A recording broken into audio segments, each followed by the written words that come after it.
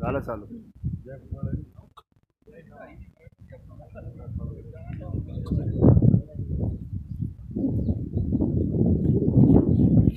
तिच्या कामाला आहे. हा